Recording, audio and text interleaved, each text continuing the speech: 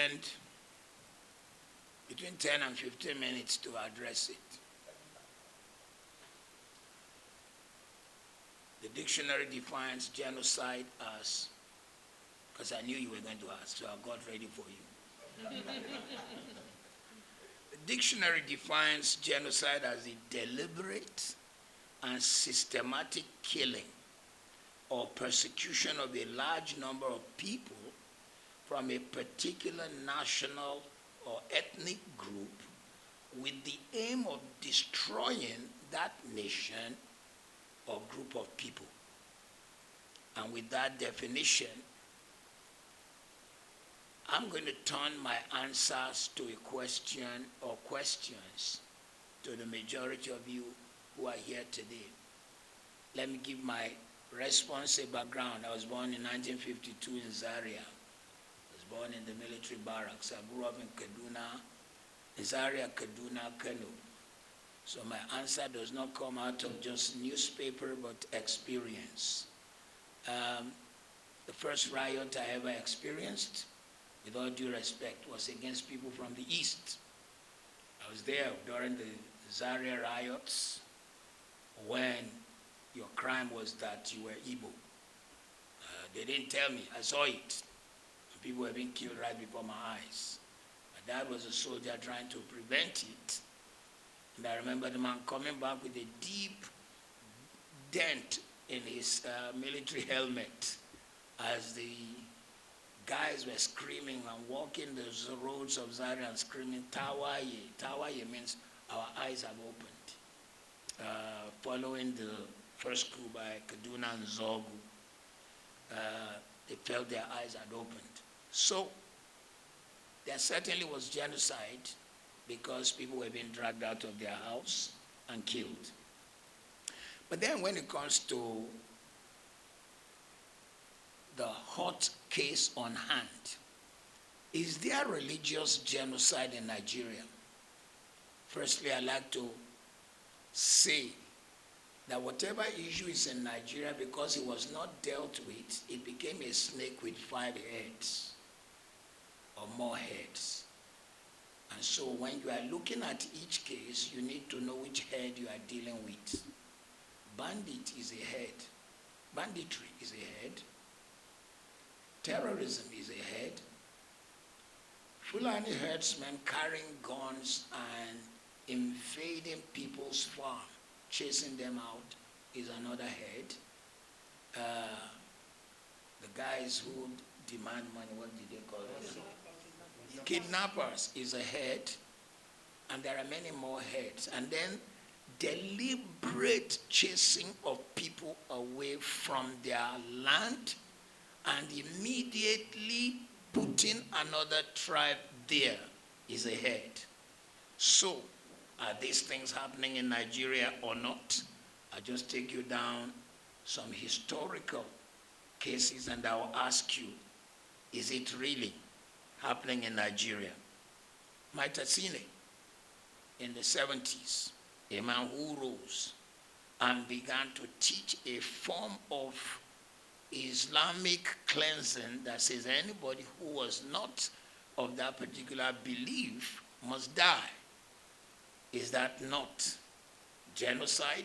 And is that fair in a secular nation? Zango Kataf. Zango Kataf, in case you don't know, what you know as Kaduna State was once including Katsina. And on grounds of religion, Katsina State was cut off because the majority of Katsina State was Islamic. And what remained as Kaduna State was majority what we call Southern Kaduna, Zango Katav, people who are, and so on and so forth. I don't want to mention all the tribes. And despite cutting and now having Kaduna State, the south of Kaduna State is 99% Christian, producing Professor Ishaya Audu, first Vice Chancellor Amadu Bello, producing General Ishaya Bameyi, producing former deputy governor, Central Bank, Melafia. But somebody was still not satisfied and wanted their land. And particularly under the watch of a particular governor, probably 23,000 of these people died. Is it so? Is it not so? And if people of that number died, I mean, Zangu Kata, people were being hacked, cut like animals because you wanted their land and because they didn't follow your religion. Is that genocide or not? There was beheading in Kano because, what's the name of the evangelist?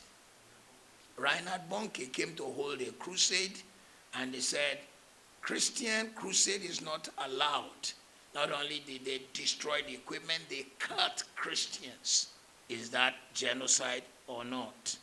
Deborah Samuel, a girl in a polytechnic in Nigeria, in the north, she saw on the platform of her class that people were posting religious things. And she said, hey, this platform is for our study, not for religion. They went, they killed her. And when it became a court case, 52 barristers who hold the religious faith different from hers showed up to defend the guys who killed her. Is that genocide or not? Evangelist Eunice in Greater Abuja went out 5 a.m. to do what we used to do down south here. And when we were kids, I was born a Muslim. My name is Ahmed. My mother is Aishat. My brother is Mudashir. My sister is Khadijat. My dad is Salau. But we knew people who would wake up and be waking people to prayer. That was what Evangelist Eunice did, and they hacked her to death.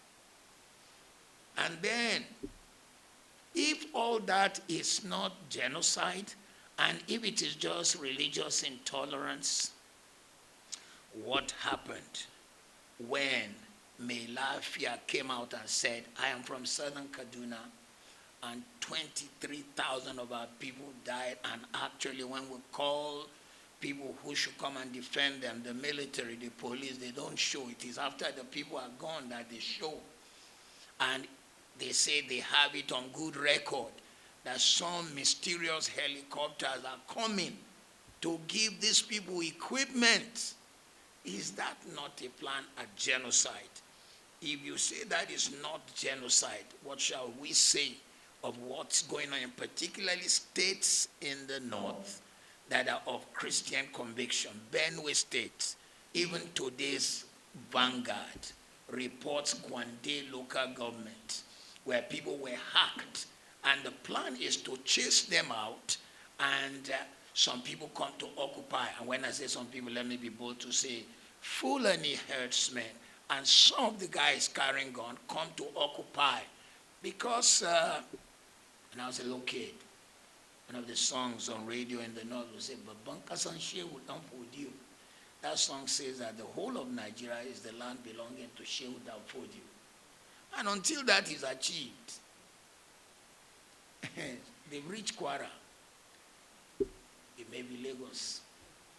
So somebody somewhere does not want this kind of facing the reality. Is there a genocide? You will have to answer. I haven't answered any of your question yet. But let me just say, 270 girls were carried out of a school. They were all Christians. The people who carried them committed 5 crimes. 1, child molestation, because Nigeria's criminal law says that if you sleep with anyone under, is he 18? Which is the age of consent. It's a crime. They raped these girls. 2, if you carry a person against their will across border, it's trafficking. I thought we have human trafficking laws. 3, you force these people to change religion. 4, you force them into marriage. That is the 4th criminal offense. 5, some of them were violently raped. And then 6, some of them were killed. The same people who committed this crime You said you forgave them. Who forgave them? Where were they forgiven? Which court of law? Is it the government that said, okay, we suspend the criminal laws of Nigeria in the case of Boko Haram, who carried this girl, whatever of the Hydra heads carried the girls? Who did it? So, if you now say you forgave them, where are they? It is rumored that some of them are now repented and you brought them into the army. How can a man who killed and committed all this crime now qualify to be a defender of the nation? It is rumored that some of them are in the Air Force. How can a man like that defend the Federal Republic of Nigeria? How can we entrust him in the country where I live at the moment, in England? If you touch a child, you know rape and more. You touch a child in an indecent way, you will be in the register of child molesters. And the moment you change local government from one local government to the other, you must go and report yourself as a child molester so you can be on the books of child molesters. Once the court have passed a case against you that you molested, anytime you move, you don't need the police to do it. You have to go and report yourself. There are jobs you cannot get. But in our own case, we said these guys are forgiven. One, who forgave? Two, where were they forgiven? Three, where did we see their repentance? Four, where is the fruit of their repentance? So, we cannot say that there is no genocide. But if we say there's no genocide, answer my questions. Two, we cannot say there is no religious intolerance. If you say there is no religious intolerance, explain to me why.